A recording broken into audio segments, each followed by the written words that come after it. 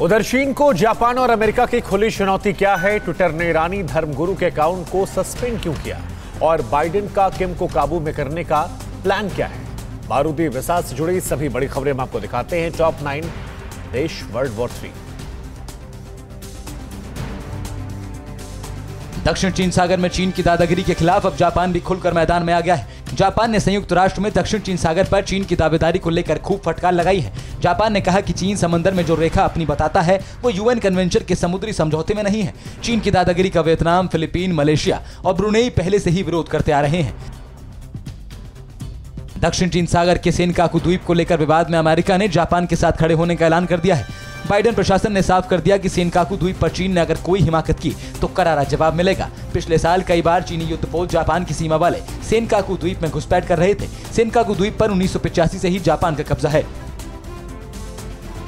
Joe Biden प्रशासन उत्तर Korea को काबू में रखने के लिए जापान, दक्षिण कोरिया के साथ अपने दूसरे क्षेत्रीय सहयोगियों के साथ काम करने का संकल्प दोहराया है। बाइडेन उत्तर कोरिया पर प्रतिबंध लगाने की नीति भी अपनाएंगे। ट्रंप ने किम जोंग के साथ न्यूक्लियर हथियारों में कटौती के साथ शांति समझौते को लेकर पहल की थी।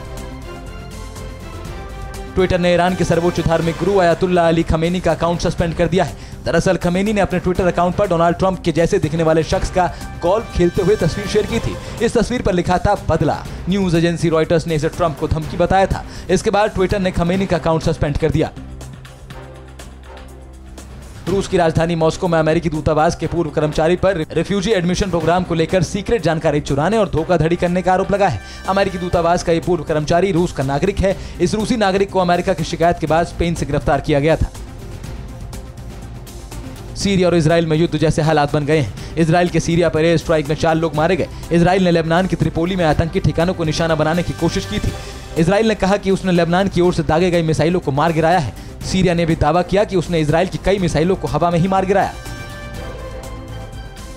अमेरिकी प्रतिबंधों के बावजूद ईरान ने रिकॉर्ड तेल निर्यात किया है। ईरान के ऑयल मिनिस्टर ने दावा करते हुए कहा कि हमारे दुश्मन हमें ऑयल सेक्टर में जीरो करना चाहते थे, लेकिन हमारे कई साथी देशों ने दुश्मन की इच्छा पूरी नहीं होने दी। ईरान का अगला लक्ष्य हर दिन 2.3 मिलियन बैरल तेल निर्यात करने का है।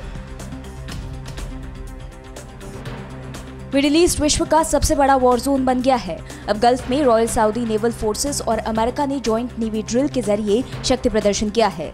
कल शुरू हुई इस मेगा ड्रिल में अमेरिका और सऊदी अरब के एडवांस वेपन शामिल है। इस ड्रिल के जरिए अमेरिका ने ईरान को क्लियर मैसेज दिया है।